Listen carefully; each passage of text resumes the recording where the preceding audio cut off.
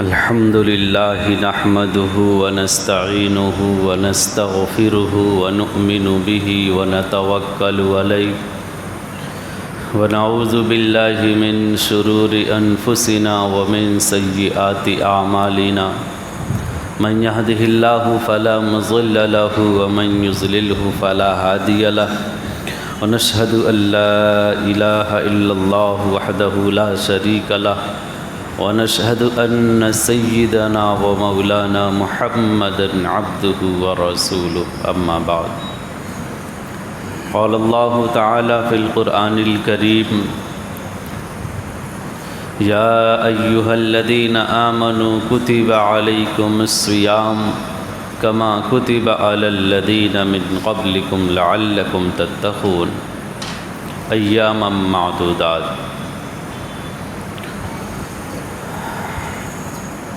وفي الحديث عن سلمان الفارسي رضي الله تعالى عنه قال خطبنا رسول الله صلى الله عليه وسلم في آخر يوم من شعبان فقال يا أيها الناس قد أظلكم شهر عظيم مبارك إلى آخره۔ محترم سامعین کرام، بزرگان محترم، آج شعبان المعظم کا آخری جمعہ ہے۔ آنے والا جمعہ رمضان المبارک کا جمعہ ہوگا انشاءاللہ۔ ایک دن اور بچا ہے رمضان المبارک کے آنے میں، یا تو چونکہ آج 29 تاریخ ہے، آج ہی کے مغرب بعد سے رمضان شروع ہو سکتا ہے، نہیں تو کل چونکہ 30 تاریخ ہے، کل مغرب بعد سے تو رمضان کا مہینہ شروع ہی ہو جائے گا انشاءاللہ۔ رمضان المبارک کا مہینہ جب آتا تھا، اللہ کے رسول صلی اللہ علیہ وسلم رمضان المبارک میں کرنا کیا ہے صحابہ کو بتایا کرتے تھے، حتیٰ کہ بعض روایتوں میں آیا ہے کہ باقاعدہ اللہ کے رسول صلی اللہ علیہ وسلم استقبال رمضان کے عنوان سے صحابہ کو رمضان کے بارے میں دلچسپی اور شوق پیدا کیا کرتے تھے۔ چنانچہ ایک روایت میں آیا ہے کہ اللہ کے رسول صلی اللہ علیہ وسلم منبر پر تشریف فرما تھے، تقریر کر رہے تھے، دوران تقریر ہی صحابہ سے پوچھ لیا ماذا تستقبلکم ماذا تستقبلون۔ پھر اللہ کے رسول نے سوال کیا کون سی چیز آ رہی ہے، آنے والی ہے، بتاؤ بھائی کون سی چیز آنے والی ہے۔ صحابہ ادھر ادھر دیکھے، کچھ تو دکھا نہیں، لیکن سوال ایک مرتبہ، 2 مرتبہ، 3 مرتبہ تھا، رہا نہیں گیا۔ حضرت عمر رضی اللہ تعالی عنہ کھڑے ہوئے، اللہ کے رسول صلی اللہ علیہ وسلم اوحی نزل، کیا کوئی وحی نازل ہوئی ہے جو ہمیں نہیں دکھ رہی ہے اور آپ ہم سے سوال کر رہے ہیں بتاؤ بھائی کیا آنے والا ہے، کون آنے والا ہے؟ اللہ کے رسول نے کہا نہیں، بات ایسی نہیں، کوئی وحی نازل نہیں ہوئی۔ حضرت عمر نے پھر سوال کیا عدوًا حضر، اللہ کے رسول کیا کوئی دشمن حملہ کرنے والا ہے کہ ہماری نگاہوں سے نہیں دکھ رہا ہے اور آپ کو بذریعہ وحی بتلا دیا گیا ہو کہ بھائی دشمن آ رہا ہے، آپ لوگ تیاری کر لو؟ اللہ کے رسول نے کہا نہیں، بات ایسی نہیں۔ کہ اللہ کے رسول پھر بات کیا ہے؟ جس چیز کا شوق آپ ہمیں دلا رہے ہیں کہ آ رہا، بھائی کیا آ رہا ہے؟ اللہ کے رسول نے بڑے ہی لطافت والے انداز میں مسکرا کر کہا کہ رمضان آ رہا ہے، رمضان آ رہا ہے۔ تو بتلانے کا مقصد کیا تھا کہ بھئی رمضان آ رہا ہے، رمضان المبارک کیسے گزارنا ہے، کیا کیا کرنا ہے، رمضان کی پوری تیاری، رمضان کا پورا ٹائم ٹیبل اور ایک ڈسپلن اور ایک طریقہ بنا لو، پہلے سے پورا خاکہ بنا لو کہ بھئی رمضان کا مبارک اور متبرک مہینہ آ رہا ہے اور ہمیں اس کو کس کس طریقے سے انجام دینا ہے۔ یہ ہے استقبال رمضان۔ آپ دیکھیں دنیا کی ہماری زندگی 11 مہینہ آج کا ہم اور آپ جیسے انسان دنیا میں لگا لپٹا رہتا ہے، کبھی گھر والوں کے پیچھے، کبھی معاش کے پیچھے، کبھی معیشت کے پیچھے، کبھی ان کے چکر میں، کبھی ان کے چکر میں، ہماری ساری زندگی تقریباً ایسے ہی گزرتی رہتی۔ اللہ رب العزت نے یا ایھا الذین آمنوا کتب علیکم الصیام، اللہ رب العزت نے ایک حکم دیا کہ اب روزے تمہارے اوپر فرض کر دیے گئے۔ کیوں بھائی، کیوں فرض کیے گئے ہمارے اوپر روزے؟ لعلکم تتقون، تاکہ تمہارے اندر تقوی پیدا ہو، تمہارے اندر اللہ کا خوف پیدا ہو، تمہارے اندر دیانت داری پیدا ہو۔ یہ امانت داری، دیانت داری اور تقوی والی زندگی، خوف خدا تمہارے اندر پیدا ہو، اللہ کا حکم ماننے کی تمہارے اندر صلاحیت پیدا ہو، اس کے لیے رمضان آ رہا ہے۔ حسن بصری رحمۃ اللہ علیہ سے کسی نے کہا کہ حضرت تہجد میں اٹھ نہیں پاتا ہوں، تہجد تو میں خاص کر دیا۔ ان کا سوال عام تھا کہ نوافل پر طبیعت جو ہے آمادہ نہیں ہوتی، فرائض کی بات جہاں تک ہے وہ تو بھائی مجبوری ہے، نہیں پڑھیں گے تو کوڑے پڑیں گے، اللہ رب العزت گناہ دے گے، مجبوراً پڑھنا ہی ہے، لیکن نوافل پر طبیعت آمادہ نہیں ہوتی۔ وجہ کیا ہے، سبب کیا ہے، سمجھ میں نہیں آ رہا ہے۔ حسن بصری رحمۃ اللہ علیہ نے کہا یہ گناہوں کی نحوست ہے، انسان گناہوں میں آلودہ رہتا ہے، کرتا رہتا ہے، اور چونکہ ہر چیز کی خصوصیت ہوتی ہے، نیکی کے اپنے ثمرات الگ ہیں، نورانیت الگ ہے، رحمانیت ہے، ملکوتیت ہے، اپنا خاصہ ہے، ظلم ہے، بدی ہے، گناہ ہے، اس کی اپنی نحوست ہے۔ انسان دونوں میں سے جس کو کرے گا، نیکی کر رہا ہے تو نیکی کے فضائل، انوار و برکات اس کے دل پر، ظاہر پر عکس ہوں گے، اور انسان گناہوں میں ملوث ہے تو گناہوں کی نحوست اس کے اوپر طاری ہوگی۔ تو گناہوں کی نحوست کی وجہ سے کبھی کبھی انسانوں کو اچھائی پر آمادگی طبیعت کرنے نہیں دیتی، ہونے نہیں دیتی۔ تو اللہ رب العزت نے رمضان المبارک کا جو مہینہ دیا ہے وہ اسی لیے دیا ہے کہ تاکہ بندہ جو 11 مہینے معاش اور معیشت کے چکر میں پھنسا ہوا تھا، اب ایک مہینہ اس کی بیٹری چارج کر دیا جائے تاکہ 11 مہینے پھر خوف خدا اور خشیت الہی اس کے سامنے موجود رہے، پھر وہ اللہ کے حکموں پر عمل کرنے والا بنے۔ کوئی کام کرنے سے پہلے وہ ایک بار سوچ لے کہ آیا اللہ رب العزت کی رضا ہے کہ نہیں اس کام میں، اگر اللہ کی رضا ہے تو اچھی بات ہے، فبیہا کرنا چاہیے، اللہ کی مرضی کے خلاف ہے تو نہیں کرنا چاہیے۔ اس کے لیے اللہ رب العزت نے رمضان المبارک ہمیں عطا کیا، لہذا رمضان المبارک آنے سے پہلے شروع ہونے سے پہلے ہم اس کا ایک ٹائم ٹیبل بنائیں، روٹین بنائیں اپنی کہ ہمیں کس طریقے سے رمضان المبارک گزارنا ہے۔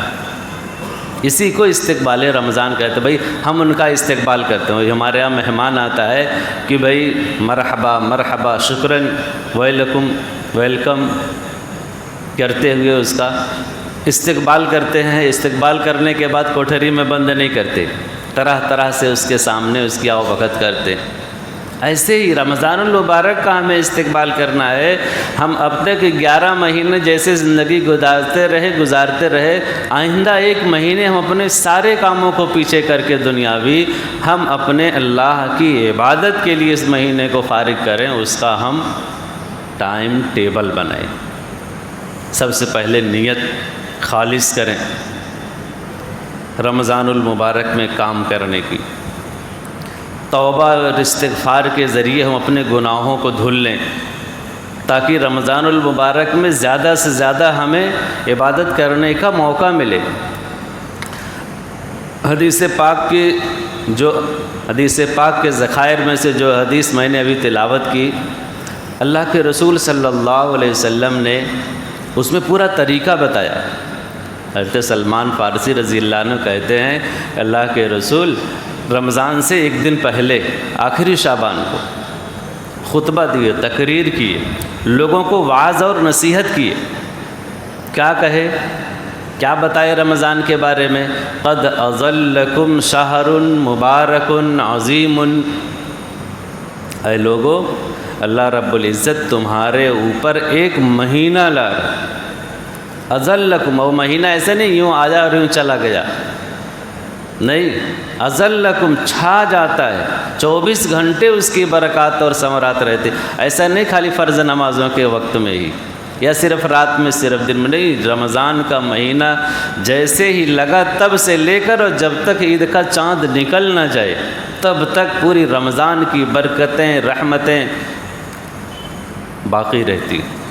عظیم، بہت عظمت والا مہینہ ہے، مبارک، بہت برکت والا مہینہ ہے۔ ایسا مہینہ اللہ رب العزت لا رہے ہیں۔ جعل اللہ صیامہ فریضہ، اے لوگو اللہ رب العزت نے رمضان کے دنوں کو روزے کے لیے خاص کر دیا۔ اور قرآن کی آیت میں لائیں یا ایھا الذین آمنوا کتب علیکم الصیام، کہ رمضان کے دن کے روزے اللہ رب العزت نے تمہارے لیے فرض کر دیے۔ روزہ نام ہے 3 چیزوں سے رکنے کا، کھانا ہے، پینا ہے اور جنسی خواہشات سے رکنا ہے۔ ان 3 چیزوں سے رکنے کا نام روزہ ہے۔ لہذا رمضان میں کوئی آدمی کھانا نہیں کھایا، پانی نہیں پیا اور جنسی خواہشات سے رکا رہا، طلوع صبح صادق سے لے کر کے غروب آفتاب تک اس کا روزہ مکمل نہیں ہونا چاہیے۔ سال کے 11 مہینے تو کھاتے ہی ہیں اور رمضان میں بھی کھاتے ہیں۔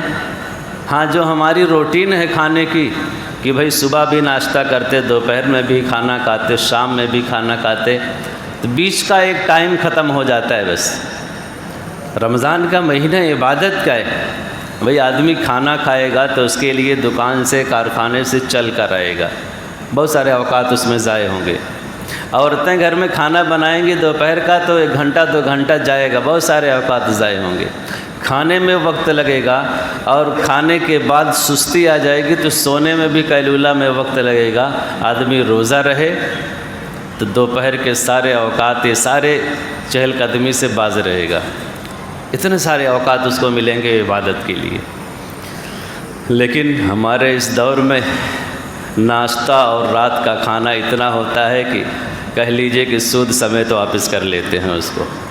اللہ رب العزت نے رمضان جو فرض کیا ہے، نہ بھوکا رہنا چاہتے ہیں اور نہ ہی بچانا چاہتے ہیں۔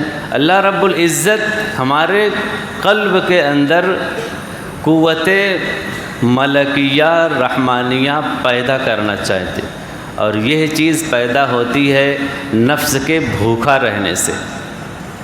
نفس کو بھر لے گا کوئی آدمی تو پیٹ جس کا بھرا رہتا ہے تو ادھر ادھر کے خیالات اس کے آتے، اور جب پیٹ اور معدہ خالی رہتا ہے تو اللہ کی یاد بہت زیادہ آتی۔ تو اللہ رب العزت نے دن کے روزے کو فرض قرار دیا اور رات کی تراویح کو سنت قرار دیا۔ جعل اللہ صیامہ فریضۃً وقیام لیلہ تطوعاً، اللہ رب العزت نے اس کے رات کے قیام کو تطوع نفل قرار دیا، اور یہ نفل سنت کو شامل ہے۔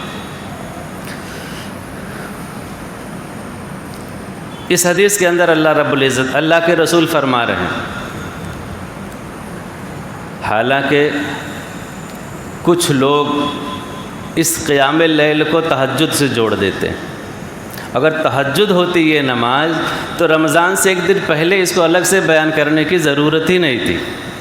پتہ چلا کہ جو تہجد ہے وہ ایک الگ چیز ہے جو پورے سال ہے، اور یہ جو خصوصیت اللہ کے رسول فرما رہے ہیں رمضان المبارک کی، وہ قیام لیلہ تطوعاً، یہ الگ سے تراویح والی نماز ہے، جس کو اللہ کے رسول نے خود پڑھا ہے، صحابہ کرام نے اپنے زمانے میں پڑھا، تب سے آج تک امت کے اندر یہ دستور چلا آ رہا ہے۔